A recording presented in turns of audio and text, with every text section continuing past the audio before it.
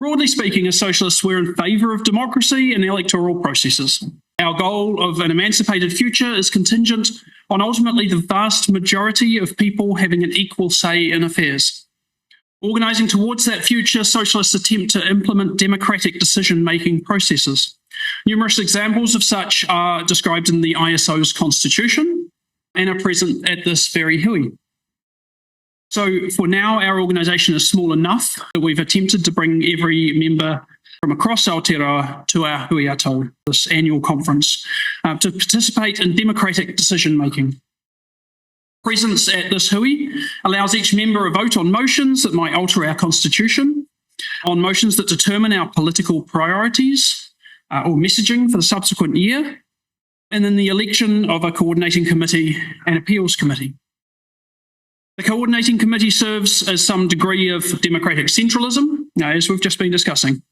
So this body is the editorial committee of our major publications, the convener of the next hui-ā-tau, and of intermediate opportunities for organisation-wide discussion, and is responsible for representative external-facing communications with other organisations, such as Socialist Alternative.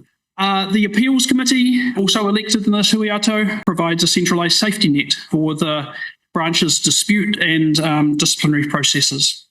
And there are tweaks that we might make to our organisational democracy over time, again, which we have been discussing, but this provides an inspiring seed for how we envision a socialist world.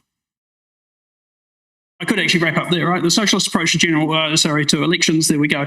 But to a general election, 2026 New Zealand general election, on the other hand, announced for the 7th of November 2026, is missing many of the hallmarks of true democracy. This is what we call a bourgeois democracy. So the democracy which is offered to us while we remain under the control of the bourgeois or capitalist class. There's a surface level opportunity for everyone to have their say, but this opportunity has been carefully curated by the capitalist class to ensure that no real threat is posed to their rule. Numerous barriers to voting have been put in place, including the Electoral Amendment Bill, which passed its third reading in December 2025 and which denies a vote to prisoners serving sentences less than 3 years.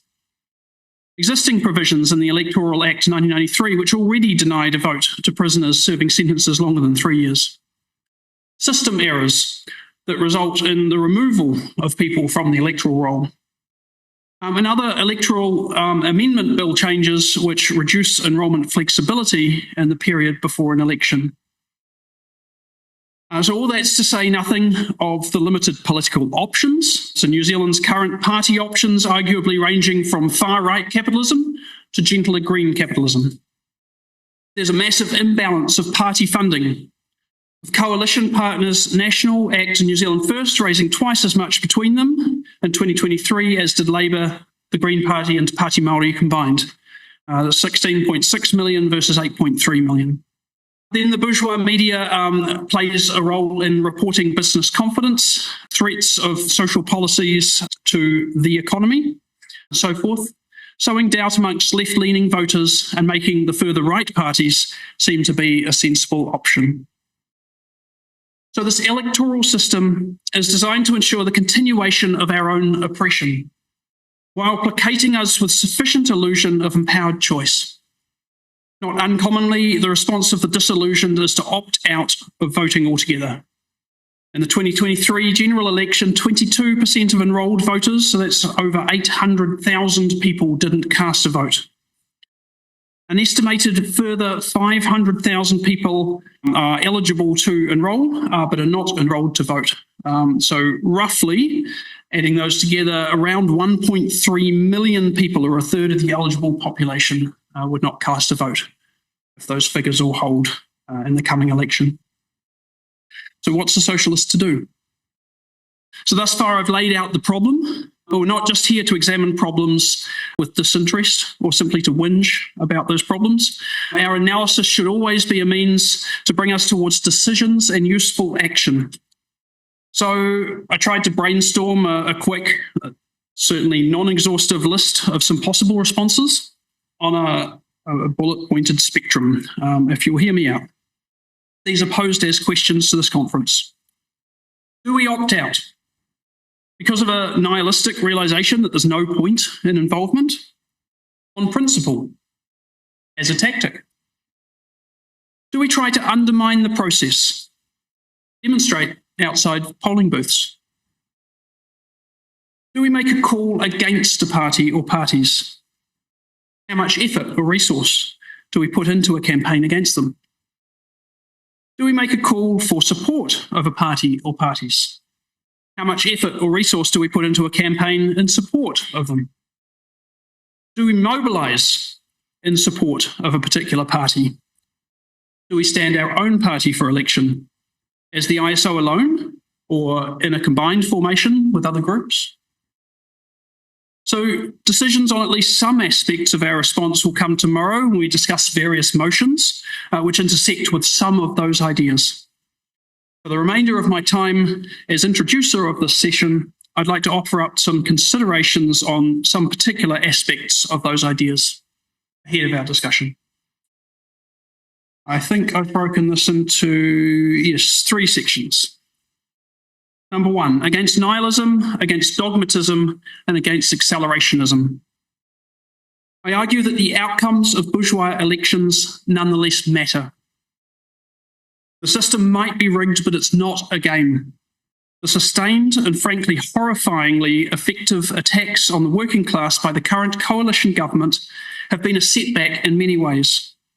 Not least of all the material effects on many people's well-being, health, and ability to engage meaningfully in society. It's hard to find recent data. Ministry of Social Development reports on child poverty are only available as far as 2024, and the latest report on household incomes and income inequality is from 2018. But we do know that under this government, unemployment has been consistently rising. Tonga Māori, such as Te Reo, have been under threat. The Māori Health Authority was disestablished by an amendment bill whose name literally translated to demolish health. And social services have been cut, while we've simultaneously seen harsher prison sentences and increasing incarceration rates. Compassion alone demands consideration of the very real human gains or costs in terms of human well-being, risk, or suffering. The issue of which bourgeois government is in power is worth caring about, is worth engaging with in a real sense with evaluation of contemporary issues and strategies. Consideration 2, our capacity to challenge. Hui-ā-tau, writing in International Socialist Review, introduces us to an argument from Karl Marx for running in bourgeois elections. In addition to arming themselves and organising centralised and independent clubs, the Workers' Party should put candidates up for elections in Germany in the event of the creation of a National Assembly as a result of a revolutionary upheaval. Quoting from Marx now, even when there is no prospect whatsoever of their being elected, the workers must put up their own candidates in order to preserve their independence, to count their forces, and to bring before the public their revolutionary attitude and party standpoint. In this connection, they must not allow themselves to be seduced by such arguments of the Democrats as, for example, that by doing so, they're splitting the Democratic Party and making it possible for the reactionaries to win. The ultimate intention of all such phrases is to dupe the proletariat, the advance of which the Proletarian Party is bound to make by such independent action is indefinitely more important than the disadvantage that might be incurred by the presence of a few reactionaries in the representative body. As Romani mentioned before, we have just over 50 members across Aotearoa. I was not able to find membership figures for German socialist parties in the mid-19th century, the time at which Marx was making the above address, but certainly by the late 19th and early 20th century, European socialist parties' memberships was in the tens and hundreds of thousands. So I strongly suspect that Marx may have been considering larger formations than ours. And we don't presently have strong connections with unions or other organisations that would allow us to make up large numbers. Our numbers, our capacity, and the reach of our propaganda is limited. Our socialist alternative comrade Mick Armstrong, in the 2008 argument, From Little Things, Big Things Grow, Strategies for Building Revolutionary Socialist Organisations, argues against organisations such as ours having too inflated a belief in our capability to effect immediate change. Quoting from that pamphlet, if we look at the history of the socialist movement, we can see that one of the key reasons why so many small revolutionary groups came to grief is that they overestimated their own capabilities and greatly exaggerated their ability to influence struggles or campaigns. All too often, they attempted to leap over the stage of development dictated by the balance of forces between bosses and workers and the limitations imposed by their own small size. They were too impatient. They often spurned the conception of being a propaganda group and tried to act as agitational groups.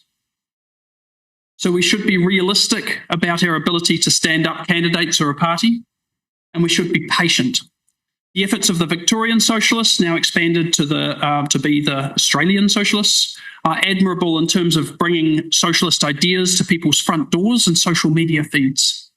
But we should take realistic stock of our own numbers, networks, and capacity, and consider what other activities we might need to lessen in order to run such a campaign. Discussion 3. Our capacity to intervene. Finally, I suggest we should consider the capability and limitations of the tools at our disposal and the other tasks which we also consider important.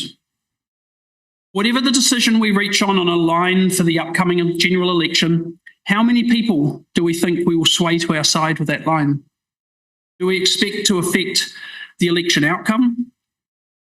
We have a reach of perhaps thousands, optimistically considering our various social media, emailing lists, and newspaper. We certainly have some reach and some sway, but again, we should not overestimate or overstate our present capabilities. Similarly to Mark's words on standing candidates, there is also the real possibility of engagement in the electoral campaign process in a way that aims to draw people to our wider project. So in the long term, our goal differs from simply bringing a preferred candidate or party to power, and we should consider whether any particular electoral line can be the start of a conversation to lead that conversation to socialist politics and hopefully membership in the ISO and all the ongoing work that the ISO would do, of course. At the same time, if the electoral line was simply a hook, we should avoid the temptation to demonstrate only superficial political correctness that serves only as a form of clickbait. After all, we want to continue to be perceived as a serious political organisation rather than a meme. And this is where we've landed, at least during my time in the ISO, which is putting forward political lines which guide our placards and our communications, aiming to draw in ones and twos to further engagement with our analysis. In 2023, we argued, keep National out and build a socialist alternative, and also vote Green or Te Pāti Māori and build a socialist alternative. In 2020, our line was vote Labour, but build a socialist alternative. Despite our obvious failure to keep National out in 2023, we have remained consistent in our efforts to build that socialist alternative to bourgeois electoral politics. How we wish to continue those efforts is for this conference to decide.